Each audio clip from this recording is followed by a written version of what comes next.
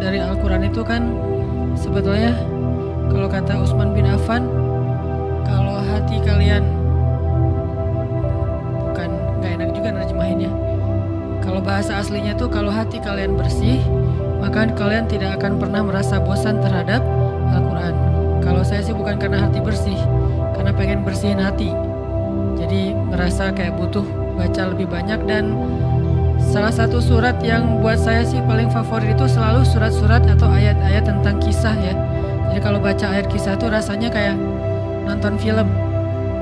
Apalagi kisah para anbiya, kebayang langsung imajinasi kolosalnya, imajinasi adegan-adegan dramatisnya. Itu langsung kayak nonton film, terus kayak menikmati banget alur-alurnya. Nah, ini termasuk surat ataupun kisah tentang Nabi Musa alaihissalam. Teman-teman kalau perhatiin kisah Nabi Musa di Al-Quran itu agak acak memang. Kayak misalnya kisah pertama tentang Nabi Musa di Al-Quran itu surat apa? Al-Baqarah. Karena di Al-Baqarah itu kan langsung masuk cerita Bani Israel ya. Setelah cerita tentang Nabi Adam, langsung Musa Bani Israel dengan Bani Israelnya. Nah, justru di Al-Baqarah itu kisah kisah Musa lebih ke episode ke berapa? Udah bukan di awal-awal itu. Episode ketika Musa udah keluar dari Mesir. Justru cerita di Al-Baqarah itu ketika Musa sudah keluar dari Mesir. Kalau yang di awal-awal justru di Al-Qasas. Al-Qasas yang awalnya Musa kecil, Musa baru lahir dihanyutkan ke Sungai Nil. Kemudian nanti episode keduanya yang tadi kita baca Musa remaja. Dengan kasus salah satu klimaksnya di episode itu adalah Musa apa? Klimaksnya Musa menikah. Itu klimaksnya. Dan itu penting ya. Jadi di episode kedua itu klimaksnya Musa menikah. Kalau episode pertama klimaksnya Musa dihanyutkan ke Sungai Nil. Kalau yang kedua klimaksnya Musa menikah. Nanti ketiga ada di surat Toha. Ketika Musa udah nikah dan pengen balik ke Mesir ya. Terus di tengah jalan dapat wahyu untuk berdakwah kepada Firaun. Allah tunjukin beberapa bukti kekuasaan Allah. Klimaksnya adalah ketemu Firaun. Nanti balik lagi ke Al-Qasas dan Toha sama tuh, mengisahkan episode tentang ketika Musa mendakwahi Firaun. Lalu nanti sampai puncaknya adalah belah laut. Nah, episode berikutnya Musa setelah belah laut, setelah Mesir, yaitu di Palestina yang ada di surat Al-Baqarah. Dan episode berikutnya nanti ada di surat Al-Kahfi. Musa ketika udah kayak selesai semua era-era dakwah dia, sekarang mulai mencari seseorang yang laki-laki soleh, pengen belajar sesuatu yang baru lagi dari orang itu, yaitu Musa dengan adegan Khidirnya. Puncaknya ditinggalkan oleh Nabi Khidir. Jadi adegan-adegan bersama Nabi Khidir. Jadi cerita Nabi Musa itu di Al-Quran sangat banyak. Bisa dibilang Nabi yang di Al-Quran dikisahkan paling banyak selain Rasulullah SAW adalah Musa alaihissalam. Kalau Nabi Muhammad wajar karena Al-Quran diturunkan kepada beliau. Tapi kalau Musa, beliau punya Taurat. Tapi kenapa di Al-Quran kisahnya panjang banget? Saking banyak sekali adegan-adegan yang luar biasa dari kisah Nabi Musa dan inspiring banget buat kita baca. Kalau Yusuf panjang tapi satu surat doang. Kalau Ibrahim banyak surat tapi nggak sepanjang Musa. Kalau Musa itu panjang banget. Kalau Zakaria misalnya ada di 2 atau 3 surat, nggak terlalu panjang juga lah. Maryam oke, tapi Musa lebih panjang dari mereka semuanya. Dan ini malam ini kita akan coba bedah kisah Nabi Musa alaihissalam di episode, sebutlah episode kedua, masa Nabi Musa usia remaja. Disebutkan oleh Allah Subhanahu wa taala di ayat berapa tadi teh? 14. Walamma balagha asyuddah wastawa atainahu hukman wa ilma. Ketika Musa sudah berusia asyuddah, usia cukup. Berapa usia cukup? Kata sebagian ulama usia cukup itu adalah usia cukup menikah. Usia cukup di sini adalah usia cukup menikah. Perlu kita cari tahu berapa? Ada ikhtilaf. Jadi aman ya. Ada sebagian ulama mengatakan usia cukup di sini adalah 20 tahunan. Sudah belum? Oh ya. Berarti sudah asyuddah. Sudah cukup tuh. Jadi walamma balagha asyuddah, ketika Musa sudah berusia cukup, sebagian ulama mengatakan 20-an tahun. Sebagian yang lain mengatakan 30-an tahun. Kenapa? Karena usia 30 tahun sampai 40 tahun itu adalah usia ideal seorang laki-laki. Usia ketika bertemu dua kebaikan pada dirinya. Pertama, secara fisik dia sudah sempurna. Kedua, secara akal dia sudah bijaksana. Kalau di atas 40 tahun mulai nih fisiknya berkurang sedikit demi sedikit. Tapi nggak langsung drastis 40 tahun terus tiba-tiba jadi lemah, nggak juga sih. Pelan-pelan nih berkurang. Tapi idealnya bertahan antara 30 sampai 40 tahun. Setelah 40 tahun fisiknya mulai berkurang sedikit demi sedikit, akalnya tetap sempurna. Di bawah 30 tahun fisiknya sempurna, akalnya belum sempurna. Nah, yang paling sempurna itu usia antara 30 sampai 40. Dan itulah usia Nabi Ayub ketika Allah sembuhkan. Nabi Ayub sakit sekitar usia 80 tahun. Lalu ketika Allah sembuhkan, mandi dengan air di bawah kaki beliau, tiba-tiba beliau jadi muda lagi. Mudanya beliau, kata sebagian besar ulama tafsir, adalah di usia antara 30 sampai 40 tahun. Karena itulah usia paling ideal. Dan itu juga yang menjadi patokan usia penduduk surga. Penduduk surga itu kata Allah usianya sebaya. Arti sebaya rata-rata antara 30 sampai 40 tahun. Dan itulah usia penduduk surga. Jadi kalau belum usia 30 tahun, belum sempurna syaratnya nih. Di atas 40 tahun udah agak-agak gimana gitu. Jadi usia yang ideal itu antara 30 sampai 40 tahun. Walaupun itu gak berlaku kepada semua orang. Ada orang yang usia 20 tahun tapi dia melakukan karya-karya yang bahkan orang 40 tahun belum melakukannya. Seperti Muhammad Al-Fatih. Atau kalau para anbiya itu seperti Nabi Yusuf alaihissalam, Nabi Yahya alaihissalam, Nabi Isa alaihissalam, nabi-nabi yang keren, yang masih muda-muda tapi udah dapat ilmu. Nabi Yahya itu bukan usia remaja malah. Yahya khudil kitaba biquwwah wa atainahul hukma sobiyya. Kami berikan kepada Yahya itu hukmah. Hukmah ini adalah ilmu yang banyak ketika dia masih berusia sobiyya, masih anak-anak, seusia akbar. Seusia akbar udah jadi nabi. Udah duduk depan terus kita dengerin. Seusia akbar. Yahya. Isa juga kayak gitu. Kalau Isa malah dikasih kemampuan berbicara, usia masih dalam gendongan ibunya. Cuman ngomongnya cuma sekali doang. Setelah itu udah gak bisa ngomong lagi kecuali secara normal. Artinya gak berlaku kepada setiap orang. Ada juga misalnya kayak sahabat usia belasan tahun udah memimpin pasukan yang prajuritnya itu sahabat senior. Siapa sahabat ini? Usamah bin, bukan Laden ya. Usamah bin Zaid. Siapa Usamah bin Zaid? Anaknya Zaid. Zaid itu siapa? Anak angkatnya Rasul. Walaupun kemudian gak boleh mengatasnamakan Zaid bin Muhammad. Anak angkatnya Nabi. Adegan yang terkenal dari Zaid apa? Pernah menikah dengan Zainab. Lalu bercerai, Zainab dinikahi oleh Rasul. Jadi cerita pernikahan Zainab ini agak lumayan dramatis juga. Antara Zaid dan Rasulullah gitu. Agak lumayan lah ceritanya, luar biasa. Jadi anaknya namanya Usamah. Usamah usia SMP, kalau di kita sekitar 14 tahun, usia SMP udah memimpin sebuah pasukan perang. Dia udah jadi kayak panglima militer. Anggota pasukannya, prajuritnya siapa? Umar bin Khattab. Coba. Kelas-kelasnya sahabat awalun yang dijamin masuk surga, yang Rasulullah bermusyawarah dengan mereka. Siapa panglimanya? Usamah bin Zaid. Itu usianya belum asyuddah, tapi secara mentalnya, keilmuannya, kebijaksanaannya, bahkan mungkin fisiknya udah sempurna. Artinya angka di dalam Al-Quran dan hadis jangan dijadikan sebagai patokan persis. Sehingga nanti kita kayak mempermasalahkan angka, misalnya 55 kilo. Permasalahan kan enggak gitu sih. 55 kilo itu adalah gambaran ideal.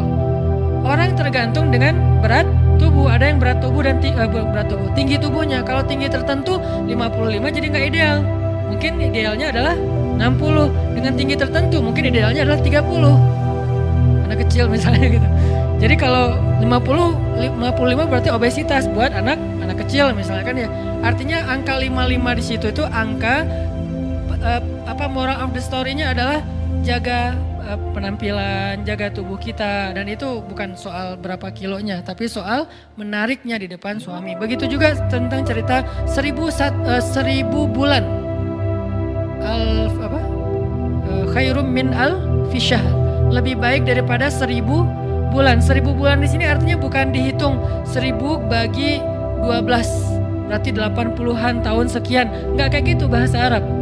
Bahasa Arab kaidahnya ketika nyebut angka bisa bermakna persis angka itu, juga bisa bermakna kiasan, artinya banyak. Jadi 1000 bulan artinya lebih daripada seumur hidup kita, karena usia kita kan rata-rata antara 60 sampai 80 tahun ya. Berarti khairum min alfi syahr, lebih baik daripada 1000 bulan artinya lebih baik daripada kita beribadah seumur hidup kita. Itu maksud dari istilah-istilah angka di Al-Quran, di hadis, dalam budaya bahasa Arab. Jadi kita tahu dulu culture dari budaya itu. Kayak Nabi mengatakan misalnya lebih baik daripada beribadah di Masjid Nabawi 60 tahun. Jangan dihitung 60 tahun persis, sekian bulan, sekian hari, bukan. Artinya seumur hidup kita tinggal di Masjid Nabawi itu masih kalah pahalanya dengan kalau kita berdakwah di jalan Allah Subhanahu wa taala. Artinya pahala dakwah itu luar biasa. 1 jam saja berdakwah lebih utama daripada beritikaf di Masjid Nabawi di Raudhah selama 60 tahun. 1 jam saja berdakwah. Kenapa? Karena 1 jam berdakwah itu ketika yang dengarnya sekian ribu orang, lalu mereka hijrah, sadar, beramal soleh, maka semua pahala amal soleh mereka itu ditransfer untuk orang yang mendakwahi mereka. 1 orang kah Ustaz? Tergantung. Kalau yang berdakwah itu cuma sendiri berarti cuma dapat 1 orang. Tapi kalau dakwahnya adalah sebuah jamaah, organisasi, berarti semua dapat yang sama. Sebutlah misalnya kayak di Bandung, kalau saya pribadi ada pemuda hijrah. Apakah pemuda hijrah itu hanya Ustaz Hanan? Enggak. Pemuda hijrah itu ada Buni dengan teman-teman di dalam, ada yang MC-nya, ada operatornya, ada admin untuk sosial medianya, ada bagian kreatifnya, ada segala macam IO-nya. Semua yang terlibat dalam dakwah pemuda hijrah. Lalu orang kemudian mendengar dakwah pemuda hijrah itu sekian juta orang, mereka semuanya mendapatkan pahala yang sama persis, bukan dibagi rata. Tidak dibagi rata, dikasih sama masing-masing. Misalnya 1 juta orang jadi berzikir, sebutlah misalnya zikirnya subhanallahi wa bihamdi subhanallahil azim. Gitu kan zikirnya. Siapa yang membaca 1 kali zikir ini subhanallahi wa bihamdi subhanallahil azim, maka Allah beratkan timbangannya nanti di akhirat, gitu kan ya. Allah beratkan timbangannya di akhirat. Terus Allah nge-like banget, karena itu kalimat yang Allah paling like. Di antara sekian banyak caption yang pasti di like sama Allah itu subhanallahi wa bihamdi subhanallahil azim. Saya sampaikan nih lewat sebuah crowd event, didengar oleh teman-teman yang hadir, didengar oleh teman-teman lewat viewer streamingnya, kemudian ditayangin di YouTube, dilihat oleh para viewer yang di YouTube. Sekian juta, sebetulnya 1 juta orang yang mendengar nasihat ini, dan ini sederhana untuk diamalkan. Lalu 1 juta orang ini mengamalkan subhanallah wa bihamdi subhanallahil azim sekali aja seumur hidup, nggak usah sering, sekali aja 1 juta orang. Berarti setiap panitia yang terlibat dalam dakwah ini masing-masing mendapatkan 1 juta kali subhanallah wa bihamdi subhanallahil azim. Bukan 1 juta bagi sekian panitia, bukan. Masing-masing satu panitia dapat 1 juta. Kayak gitu cara matematika pahala di sisi Allah. Makanya wajar kalau Nabi mengatakan 1 jam berdakwah atau berjihad lebih utama daripada 60 tahun beribadah. Dua-duanya amal soleh. Tapi kalau dibandingkan jauh. Ahli ibadah udah zikir habis-habisan, keren. Tapi kalau ada orang yang berdakwah langsung kesalib. Itulah kenapa dakwah itu harus jadi salah satu hobi kita. Ustaz, saya kan bukan penceramah. Gak apa-apa, karena dakwah itu bukan cuma ceramah. Dakwah itu programming. Buat saya dakwah itu social engineering. Mengarahkan masyarakat kepada yang lebih baik, itulah dakwah. Bisa dengan cara ceramah, bisa dengan programming, bisa dengan konsep, bisa dengan fasilitas, bisa dengan apapun yang kita miliki. Teman-teman punya potensi apa? Sekedar network. Saya kenal dengan orang yang bisa support dakwah Ustadz, misalnya kayak nyadiain tempat gitu untuk acara tabligh akbar. Saya kenal orangnya, akhirnya dia kayak yang memediasi. Jadi tabligh akbar di situ dia dapat pahala sebanyak orang yang datang ke tempat itu. Padahal dia nggak bayar apapun, nggak sumbangin apapun, nggak donasi apapun, cuma network doang. Yang lain misalnya bentuknya repost di sosial media, dia nge-repost. Alhamdulillah nih bagus nih boosternya, di repost sama dia. maka sebanyak orang yang mendengar nasihat itu lewat repostan dia dapat pahala sebanyak itu. Kalau ini kemudian gara-gara di repost akhirnya ada efek viral karena dia repost kan repost itu jadi nggak ketahan ya, bisa banyak banget kan, nggak kebendung gitu. Maka semua yang repost itu dia dapat pahala tanpa dia sadari, amal jariyah ngalir terus menerus kepada dia, passive income banget. Dan itu baru freedom apa? Bukan freedom finansial ya, freedom spiritual. Kenapa freedom spiritual? Dia nggak beramal tapi pahalanya ngalir kan gitu kan ya. Salah satu tujuan yang paling puncak dari orang mencari uang itu buat supaya dia bisa jalan, bisa main, bisa traveling, bisa ngapa-ngapain tapi uangnya ngalir terus kan, itu udah berarti udah freedom ya, udah berhasil, udah kayak bebas gitu, udah merdeka. Harusnya spiritual juga kayak gitu. Kita sehari-hari orang lihat, wah dia mah biasa aja amalnya. Jangan menjudge, kita nggak tahu amal orang lain, Allah yang lebih tahu. La tuzakku anfusakum huwa a'lamu biman ittaqa. Ada orang yang kayak dijudge kayaknya seolah-olah dia tuh orang biasa aja, amalnya nggak terlalu keren, jidatnya nggak hitam, apa misalnya. Oke, kita respect dengan orang yang jidat hitam tuh menunjukkan dia rajin sujud, tapi maaf, saya tutupin takut ria. Nggak ada juga. Takut malu sebetulnya. Jadi kayak oke lah, saya pasti selalu respect lah sama orang yang cadaran, saya respect sama orang yang pakai sorban, saya respect sama orang yang pakai jubah yang di atas mata kaki, orang yang janggutnya panjang segala macam, respect banget. Tapi jangan sampai kita menjadikan itu sebagai standar baku seolah-olah kalau nggak kayak gitu berarti udah nggak masuk surga. Karena bisa jadi orang nggak terkenal sama sekali, tapi dia kerjaannya ngapain? Repostin ceramah aja. Ceramah Ustaz Abdul Somad di repost, ceramah saya di repost, Ustaz Felix, Ustaz Umar Mita, siapapun, Ustaz Ali Dayat di repost. Dia kayak beramal soleh itu lewat itu. Atau dia bikin kayak apps gitu atau apalah untuk ngebantu dakwah para ustaz. Pokoknya dia pengen dakwah ini berkembang. Saya ustaz gak bisa ceramah tapi saya bisa membuat ceramah ustaz itu viral. Biar beri saya kesempatan. Akhirnya dia bikin. Akhirnya banyak sekali pahala dari yang dia dapatin. Ini namanya dakwah. Balik lagi kepada pembicaraan tadi, angka dalam bahasa Arab tidak selalu persis maknanya angka kayak gitu, tapi juga bermakna banyak, bermakna lebih, dan seterusnya. Nah, Musa ketika usianya sekitar 20 atau 30 tahun, tapi saya lebih condong dengan pendapat ulama yang mengatakan 20 tahun, karena nanti dia masih ada masa masa melamar seorang cewek dan bekerja selama 10 tahun, jadi usia 30 tahun kemudian Musa menikah. Maka Allah berikan kepada dia hukman wa ilma. Apa bedanya hikmah dengan ilmu? Kalau ilmu itu adalah, kalau dalam bahasa ayat ini ilmu itu adalah wawasan, pemahaman, ilmu pengetahuan. Kalau hukman, kebijaksanaan. Orang yang Allah berikan nubuwah biasanya diberikan hukma wa ilma. Sama kayak Nabi Yahya, wa atainahul hukma sabiyya. Kami berikan dia kebijaksanaan. Jadi usia 20 tahun Nabi Musa itu udah bijaksana. Dan puncak dari kebijaksanaan, apa puncak dari kebijaksanaan? Kata Nabi, Ra'sul hikmah makhafatullah. Puncaknya bijaksana itu adalah takut kepada Allah. Puncaknya. Jadi orang gak disebut bijaksana kalau dia gak takut kepada Allah. Gitu Ustaz, kita jadi kayak budak. Emang namanya juga hamba. Hamba itu kan bahasa lain budak kan. Dan sifat dasar dari seorang hamba itu takut kepada tuannya.